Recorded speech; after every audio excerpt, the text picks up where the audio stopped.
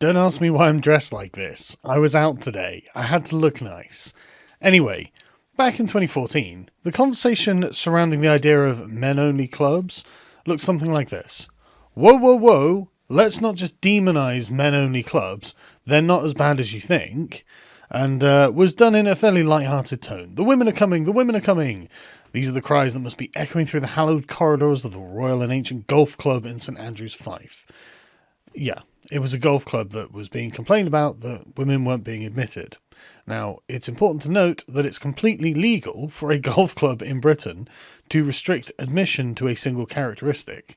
Technically, I think you could have racial ones as well, although I have to say, if you tried, I think the public backlash would be thunderous. However, in regards to men and women, well, in 2014, they were on the defensive for their male-only clubs, weren't they? But it's important that the Telegraph tell us that the principle of the single-sex club is not anti-feminist. Why would we care whether it's anti-feminist? It's legal, and we are free to do it. Segregation by gender may have fallen out of fashion among the bien paysan. I'm probably pronouncing that terribly. But it persists throughout society, both formally and informally.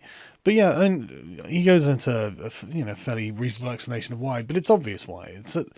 There is a different dynamic in these groups when it is made of purely one gender, and sometimes that's something that men and women would like to experience. No sexual selection pressure from the opposite sex, and that's totally fair. I don't see a problem with that at all. I don't see it as being particularly any different to wanting to spend time on your own sometimes. You've just got different moods at different times, and why shouldn't you be able to freely associate to different environments as and when you feel? The argument was, of course, around the political and financial nexuses that would form in these clubs. But apparently, as he says, things are changing in 2014. Government decisions are no longer taken in the dining room of Whites or Boodles or the Beefsteak. They're taken in Whitehall and Downing Street, and our intelligence services are run from the MI6 building. So we have corporatised the government more than it was in previous eras.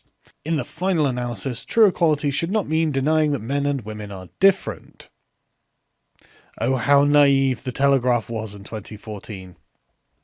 Single-sex clubs of all types should be seen for what they are, a healthy part of modern Britain. Well, no. Men-only clubs are a menace. It's how the establishment maintains male power. Because she finds one club that's bad, and it was a particularly high-powered club with lots of politicians, businessmen, etc. But men-only clubs are now the problem. It's not this club, it's all of them. So naturally, the beta males start sniffing around. Well, the funny thing is, they do recognise that there is a problem when the elites sequester themselves away from the common people and fail to understand their concerns or the effect of their actions on them, but they frame it through the lens of gender, as if putting elite women in this position, oh, well then everything's hunky-dory. As long as it's both elite men and elite women in the same room having dinner while plotting to rule the world, it's fine. As long as it's not just elite men. I mean, why? Are we suggesting that women can't be corrupt? Are we suggesting that women can't also plot and scheme in the way that you're complaining about? So what can be done? In Britain, it's legal to form a private members club whose membership is based on restricted characteristics. Curse you, liberty! There are women-only and ethnic minority clubs which do not admit men or those of a different ethnicity. Well, that sounds racist and sexist. I think something's going to have to change. I think that I should be allowed into these ethnic minority clubs. But I tell you what, because there are some parts of this country that are still free, what's required is compulsory publication of a register of members so the public can be confident that the business of government and justice is not being done in secret smoke-filled dining rooms of gentlemen's clubs. You don't have to be rich to go to a gentleman's club. Like, I used to live in Newquay. There was one there. Like, that's not it's not a smoke-filled dining room where the government goes to plot the future of the patriarchy. It was just a place where working-class men got away from their wives for an evening and just had some beers with other guys, and so they just read newspapers and just relaxed. I went in there once. It really wasn't that exciting. In fact, it was kind of boring. I'm sure it's a lot more exciting in the high-flying business capacity in London, but I'm not part of that world. And so I think that maybe a distinction can be drawn here. But you know what? It's okay when women do it.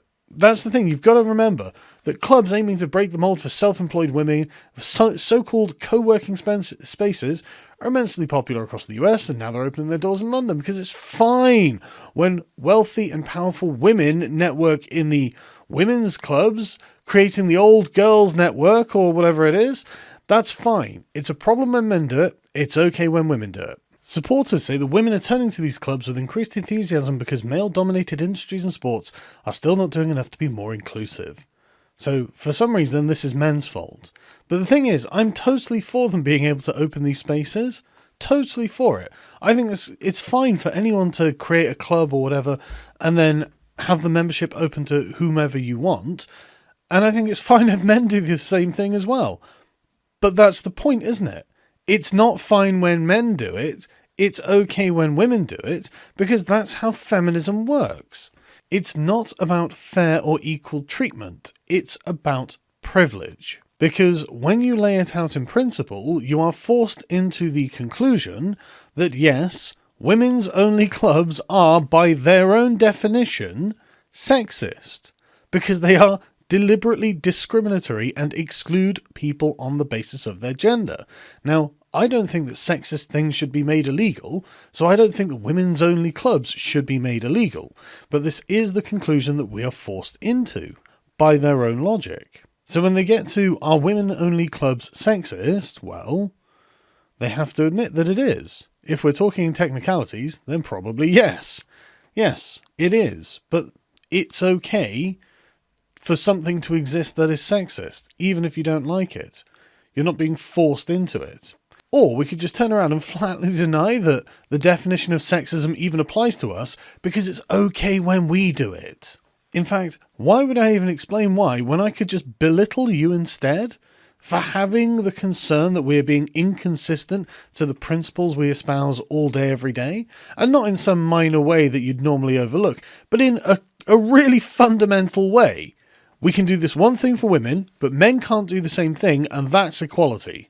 And it's just delivered in the most awful way possible, as if anyone is going to look at this who's neutral and be like, who's being a total dick about this? Like they say, Jack Posobiec, a well-known alt-right troll, I believe he's just a conservative, but doesn't matter, was the guy who complained to the Human Rights Commission in New York. He's the kind of guy who believes that men need safe spaces too, as if the entire world wasn't already made up of them. The entire world is not. The entire world, broadly speaking, is a co-ed space. Anyone can go out into it and act in whatever way they want. If you want men-only spaces, which you might call safe spaces, and again, if you can have safe spaces for one, why can't you have safe spaces for the other? But anyway, the world's apparently already made up of them. But they have to, again, agree. It's true that allowing businesses not to sell tickets to someone based on their race, gender, or religion is a slippery legal slope. And just telling them that they should calm down about a group of women gathering for a comedy show is not enough. Men have been telling women that thing for generations when they banned them from social clubs and other man-only zones. They should technically be allowed to buy tickets by their own principles. We didn't like it when you banned us from your clubs. Oh no, we want to ban you from our clubs. Yes, that does make us look like giant hypocrites. Why we didn't just go make our own clubs is beyond me. At least in Britain, you've always had the ability. But instead of trying to be morally consistent, they just decide, you know what, shaming language is going to work. We can do this. Men should think long and hard about taking up front row seats, chiming into a conversation, on top of examining exactly why they would want to be in a woman's safe space or party in the first place. Or why do women want to be in men's safe spaces? Much like a white woman shouldn't be upset when women of colour at work form their own group to talk about issues, or LGBT students, blah blah blah. Most of the time these groups exist because there is not overall a safe place for these conversations to happen in the real world. Do you not think that might in some way apply to men? That there might be conversations men want to have that you generally can't have, like, in a mixed space? Just asking. Just curious. Is it just one way? Is everything one way? I'm sure you think it is, in fact. And listen to the way this ends. Maybe these dudes should stop trying to infiltrate women's spaces to prove that feminists are so mean, and should form their own groups to figure out why we need these safe spaces to begin with. Right, okay, well, one, we'd love to, but apparently we can't. Apparently that'd be sexist. But two, why are you being so mean? Why are you acting this way? Why are you acting like it has to be all one way and none of the other? I mean, you can't think that that's equality, right? You can't think that you don't want equality. You seem to want revenge. I mean, that's surely not where we want to go with any kind of social activism. And it really does seem to come from a place of resentment on behalf of the feminists. And for some reason, it's perfect. Like the other man on the other article, why do we have to give in to this kind of attitude? No one's stopping women from having their own spaces. Why would feminists want to stop men from having theirs? I mean, I actually know the reason. It's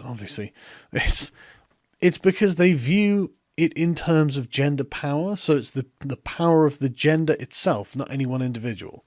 So if there is a space where women cannot come in, that is now a bastion of male power just because it's men in there. Even if they were all weak beta males and plotting on how to serve women, by acting as a footstool, they would still consider that a bastion of male power because there weren't any women in there. But it's okay to have bastions of female power because they're the feminists. They're ideologues for the identity of woman. So that's fine. This is why I hate identity politics. It is just a grievance competition and leads you to be morally inconsistent and really awful. Just the way this person's coming across is just... I mean, I would hate to talk to a person like that. That's why I'm dicks back to them. I don't care. Screw you guys. If you're going to act this way, why would I not act this way in return? So yeah, anyway, men's club's bad, women's club's good. I hope you've learned something here.